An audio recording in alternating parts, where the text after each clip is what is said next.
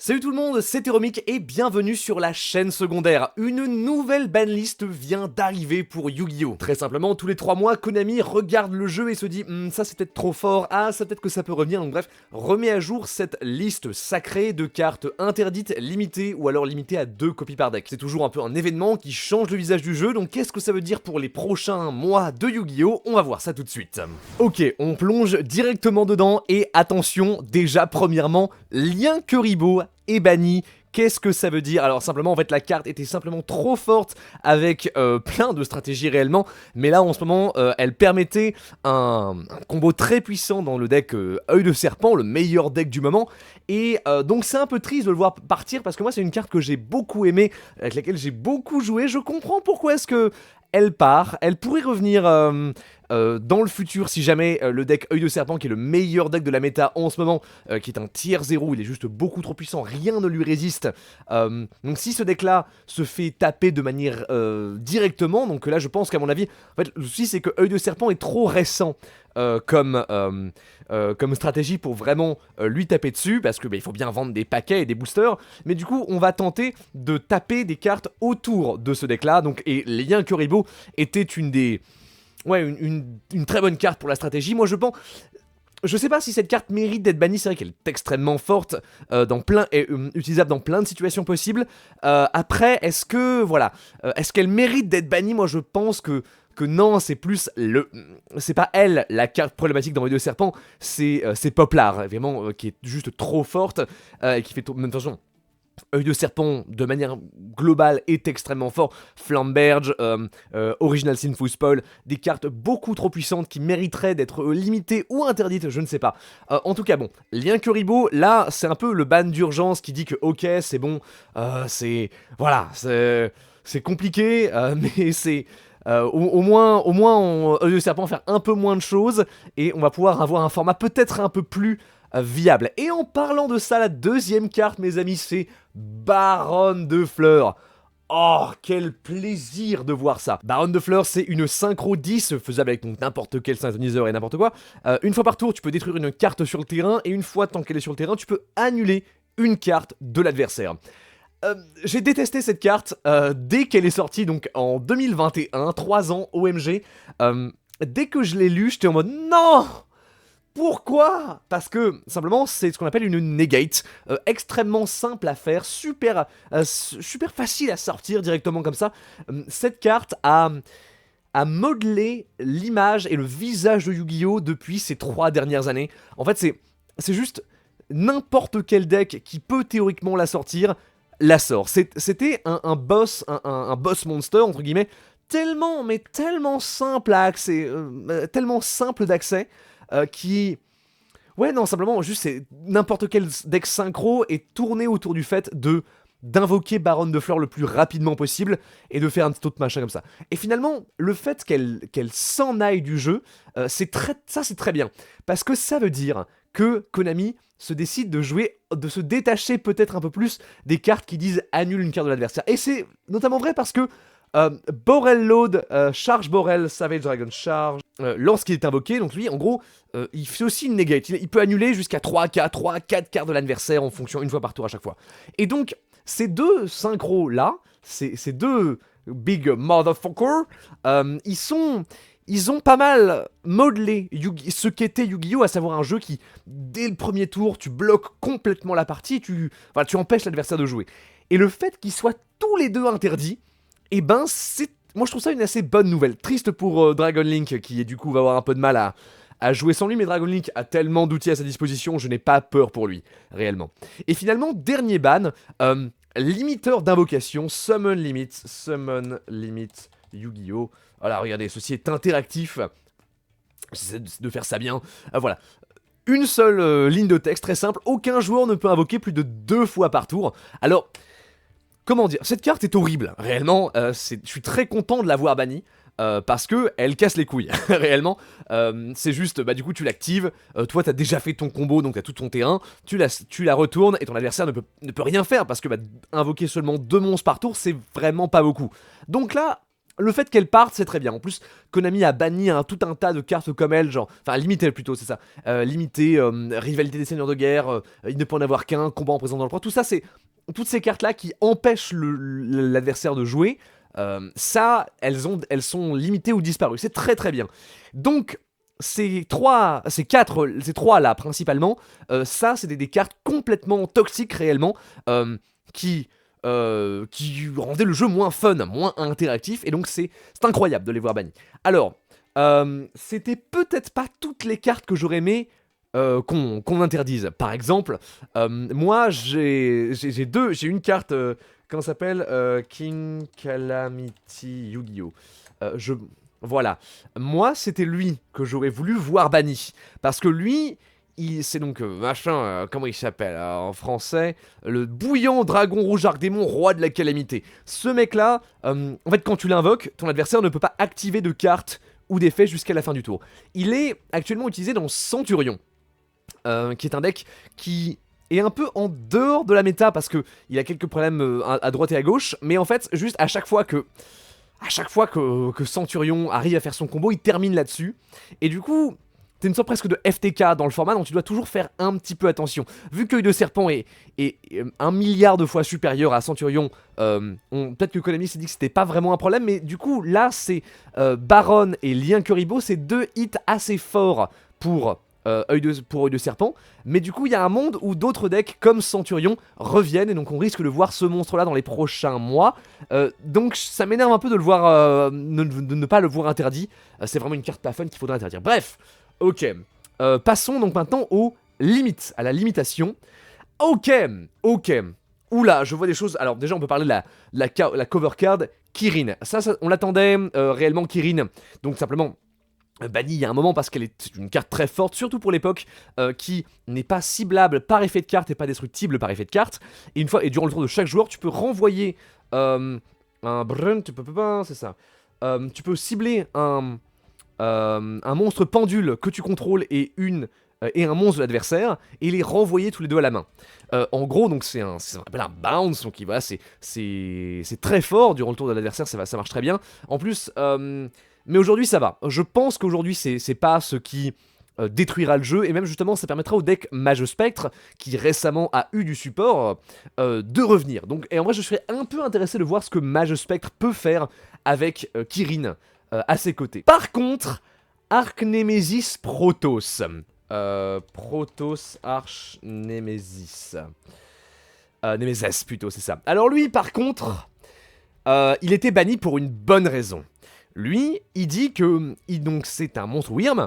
Une fois par tour, tu peux déclarer un attribut de monstre sur le terrain. Donc par exemple, Ténèbres, vu qu'il est Ténèbres, détruit tous les monstres sur le terrain avec cet attribut. Donc, sauf que lui, il n'est pas destructible au combat, donc tu peux aussi dire Ténèbres et il reste sur le terrain. Et jusqu'à la fin du prochain tour, aucun joueur ne peut invoquer spécialement de monstres de cet attribut. Ce qui veut dire que vu que c'est un Wyrm, donc c'est très cherchable très facilement dans le deck Sword Soul, qui est donc un deck très fort parce qu'il joue des Wyrm, tu peux juste invoquer Protoss dès le premier tour, dire Ténèbres, ou alors Feu, ou n'importe quoi, et simplement ton adversaire ne peut pas invoquer de monstres de cet attribut jusqu'à la fin de son prochain tour. Du coup, c'est vraiment... Là, on parlait des cartes toxiques qui limitent l'interaction. Je suis vraiment pas content de voir... que cette carte est revenue, parce qu'elle est complètement horrible à jouer contre. Enfin, simplement, Sword Soul, ça permettra sûrement à Sword Soul de revenir un petit peu dans le méta, ce qui, pourquoi pas, mais j'aurais préféré d'autres manières de revoir AMP, donc dans la méta, que vraiment juste remettre Protoss. Bon, on perd, là on a deux cartes chiantes interdites, mais on en regagne une, donc je sais pas trop... Excusez-moi les amis. Je viens de lire. Oh! Oh!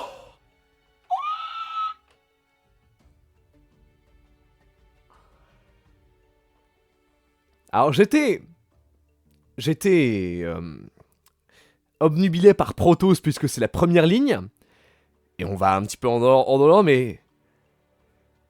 Nous allons devoir rejouer avec... Thunder Dragon Colossus. Oh mon dieu.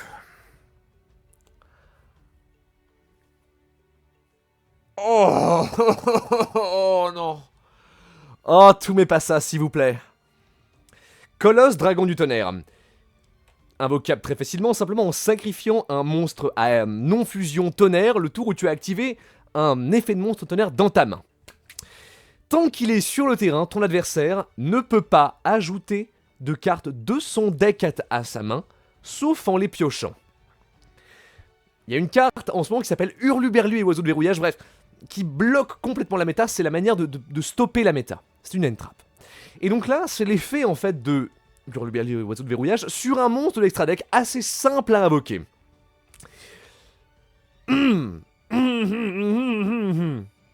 Ça, j'aime pas. Ça, j'aime pas du tout. Les gens disent « Ah oui, c'est bien, ça va permettre de mettre un stop à la méta », je suis pas d'accord. Malheureusement, ça va juste permettre au deck combo de finir sur ça, réellement, de terminer là-dessus, et de dire « Bah, nique ta mère. Voilà, tu ne peux pas jouer le jeu, tu ne peux pas jouer ton deck. » Alors, j'étais très content de ça. Là, je suis beaucoup moins content. De ces deux-là. Le reste, on peut pas en parler rapidement. Tidal, le dernier maître dragon qui était encore interdit, ça va. Moi, je pense que ça va. Ça fera pas grand-chose au jeu, juste simplement. Les maîtres dragons en une copie, je pense, sont même assez cool pour le jeu. Moi, j'aime beaucoup Blaster. Je suis très content que Blaster soit à 1. Bref, finalement, Chicken Game, ça va également. C'est juste piocher une carte sur un terrain. Il y a peut-être des choses qui vont être possibles avec ça, mais je doute que ça fasse grand-chose. En fait, le souci, c'est que les cartes de pioche, comme jeu de la Chicken Game, Yu-Gi-Oh, s'il vous plaît. Chicken Game, Yu-Gi-Oh, merci. Qui est un terrain qui dit que, donc, une fois par tour, tu peux piocher une carte, simplement. Et le souci avec ces cartes de pioche-là, comme Pot de Cupidité ou n'importe quoi, en fait, elles sont un problème lorsqu'elles sont en grande quantité. Et vu que presque toutes les cartes comme ça sont bannies ou limitées, le fait qu'elles soient pas en énorme quantité, ça va. Ça a un peu, c'est une carte qui peut être problématique, mais bon voilà, c'est pas non plus la fin du monde. Finalement, anti-spell fragrance, parfum d'anti-magie, très bien que cette carte-là soit limitée à 1, c'était une des dernières grosses floodgates qui était toujours à 3, donc simplement parfum anti-magie qui empêche l'adversaire d'activer des magies le tour où il les a posées. Donc c'est ça, il faut d'abord poser une magie, attendre le tour suivant pour ensuite pouvoir l'activer. Vraiment pas bien comme carte. Et du coup, c'est bien qu'elle soit limitée à 1, peut-être à la limite on aurait pu l'interdire comme Summon Limit, mais j'imagine que peut-être pas tout de suite. Ok, très très content des bannis, sauf du coup pour King Calamity. Pas beaucoup d'appréhension par rapport à cette liste limitée. Protoss et surtout Colosse Dragon du Tonnerre. Il y a un monde où Colosse Dragon du Tonnerre est dépassé, mais j'en doute. Je pense surtout qu'en fait, il est invocable assez facilement aujourd'hui. Ouais, ça me fait un peu peur. Passons maintenant aux semi-limites. D'accord. Ah oui, je pense que... Alors, Chevalier de l'Armageddon, on s'en fiche. Et Delicious Memory était limité à 1. Donc ça, c'est deux cartes qui étaient limitées précédemment à 1, qu'on repasse à 2. Chevalier de l'Armageddon qui lui permet d'envoyer un monstre aux ténèbres depuis ton deck au cimetière à l'invocation normale, si je me trompe pas. Bref, ou normal. Dans tous les cas, c'est pas une copie supplémentaire qui le rendra si plus fort que ça. Je pense que le jeu est beaucoup plus à évoluer au-delà de ça. Et Delicious Memory, Pearly n'est plus du tout dans la méta, il peut complètement... On aurait pu remettre Delicious Memory à 3, ça ne changerait rien, même ça permettrait à Pearly de combattre, et ça serait une bonne chose. Voilà, donc bon, pas grand chose à dire là-dessus. À mon avis, c'est deux placements temporaires qu'on verra à la prochaine banlist, les deux seront à 3. Juste un petit peu zone tampon pour l'instant. Et finalement, quelles cartes reviennent à 3? Voyons voir. Ah oh alors, ok, alors déjà, juste, Harp Horror, on s'en fout, 3 Harp Horror n'est pas ce qui rendra Orcust jouable, même si, voilà, ça le rendra Rogue peut-être sympa. Speedroid Terror Top, on le voyait venir, il n'y a pas de souci. Après tout, voilà, il était déjà à 2 et ça change rien, donc à 3, il change rien non plus. Ça serait un petit engine sympa pour les decks qui jouent des niveaux 3, c'est ok. Assaut de l'air, mobilisation, à l'attaque, We're so back. We are so back. Oh, quel plaisir. quel plaisir. J'ai fait d'abord parler de Malicious. J'aime pas le fait que Malicious soit à 3. Je trouve que Malicious est la seule carte qui mériterait d'être à 2. Réellement à 2. Elle est de toute façon en fait Malicious, donc malveillant peut se bannir du cimetière pour invoquer un autre malveillant du deck. Donc simplement, elle est très intéressante à 2. En plus, tu peux la loop avec Denier, si je me trompe pas. Il y a un monde où c'est chiant parce que c'est une manière simple d'avoir des rangs 6, de faire des rangs 6 comme Béatrice par exemple. Et à 3, il a toujours été problématique. À 2, il est extrêmement fair, je trouve. Donc, enfin, genre dans le fair, c'est un outil pour héros, à savoir le deck qu'il est censé supporter à la base. 3 malicieux, je suis pas vraiment fan. On va voir ce que ça donne, j'ai un peu peur. Mobilisation à l'attaque. Yu-Gi-Oh! Engage. Sky Striker Mobilize Engage. Si vous ne contrôlez aucun monstre dans votre zone main, ajoutez une carte Assaut de l'air depuis votre deck à votre main, puis si vous contrôlez 3 magies dans votre cimetière, piochez une carte. Cette carte est incroyable, c'est une des meilleures cartes du jeu, c'est pot de cupidité, mais en mieux. Donc elle est juste folle.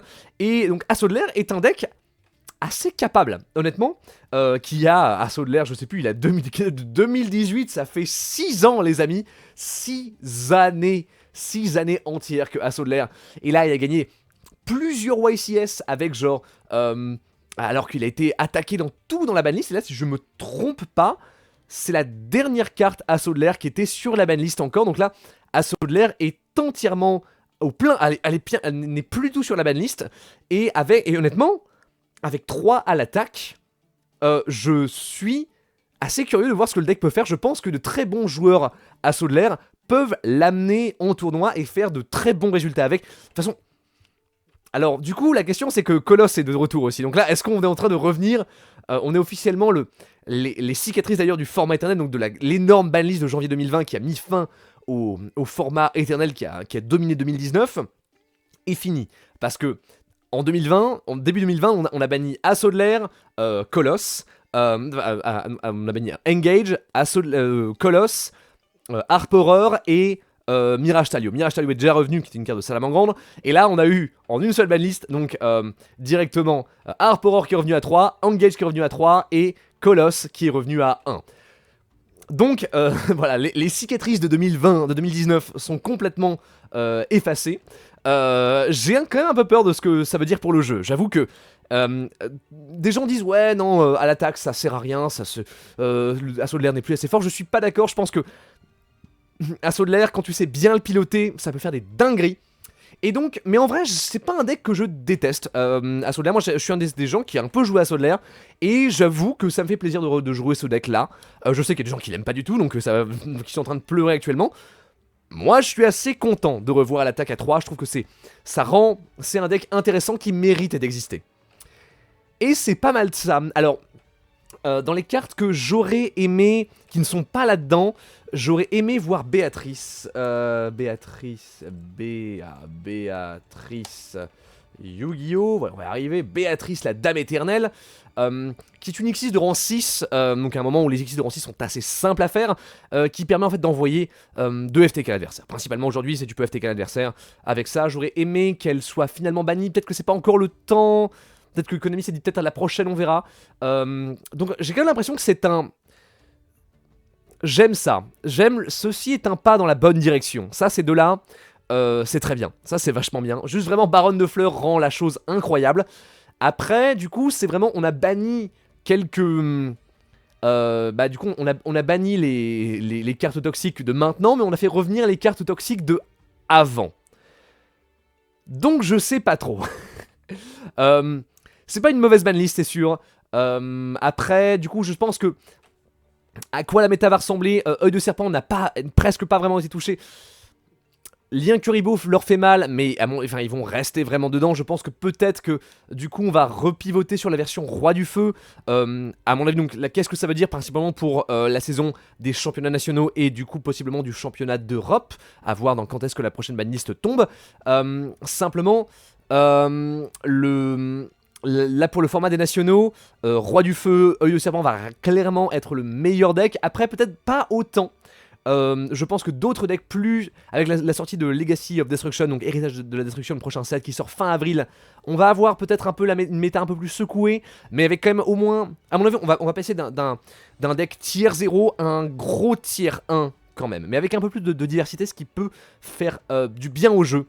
Là-dedans. De tête également, il y a 2 cartes qui me semblent un peu problématiques qui sont encore restées. Si je me trompe pas, c'est Sanctifier Dragon. Voilà. Albion, le Sanctifier Dragon. Comment il s'appelle en français? Le dragon sanctifeux. Sanctifié parce que bref. Qui lui également permet un deck qui bloque. Qui bloque l'adversaire, donc quand il l'empêche de jouer, donc dans le même effet que du coup Béatrice et les autres, ça aurait été cool de le voir partir. Donc il existe encore, Marqué n'est pas au sommet de la méta en ce moment, mais c'est toujours frustrant de devoir jouer contre lui. Marqué peut faire des choses incroyables et sans avoir, mais du coup le fait qu'il existe, ça veut dire que le deck qui tourne autour que le deck fusion Marqué en fait, ne fait que le sortir le plus rapidement possible, donc tu prends un deck incroyable, très intéressant, et tu le rends très ennuyeux à cause de ça. Et l'autre peut-être Dimensional Shifter, Migrateur dimensionnel, qui est donc une entrap, une trap la plus puissante du jeu en ce moment, qui permet de se défausser, et jusqu'à la fin du prochain tour, toutes les cartes envoyées au cimetière sont bannies à la place. Très toxique comme carte. Après, du coup, si le fait que Œil de Serpent n'a presque pas été touché, beaucoup de gens voudraient que ça soit banni, mais vu qu'on a toujours un deck très fort en presque tier 0, c'est peut-être un mal nécessaire pour permettre à la méta d'exister. Donc, je sais pas, moi je pense qu'elle est encore nécessaire entre guillemets en ce moment, mais il y a un monde où ça serait bien que cette carte là soit bannie parce qu'elle est très peu sympa à jouer. Bref, mes avis généraux, je pense que c'est pas une mauvaise banlist, c'est pas une banlist incroyable non plus, mais elle va, je pense, donner quelques changements pour le jeu. Je sais pas à quel point Roi du Feu et de Serpent est toujours vraiment dans le lead, mais au moins peut-être on aura un peu plus de diversité, ce dont Yu-Gi-Oh avait désespérément besoin ces derniers mois. Bref, sur ce, merci beaucoup de m'avoir écouté, c'était Théromique, n'hésitez pas à me dire en commentaire ce que vous pensez de cette banlist. De mon côté, donc vous comprenez que cette chaîne secondaire est un petit peu là quand j'en ai envie, quand j'en ai besoin. J'ai tenté de faire un calendrier de sortie un peu régulier, je préférais me concentrer sur la chaîne principale. Là-dessus, peut-être que je referai des vidéos dessus de temps en temps, à des événements comme ceci, quand ça me semble nécessaire. Et sur ce, merci beaucoup de m'avoir écouté jusqu'au bout, croyez en l'âme des cartes, à la prochaine.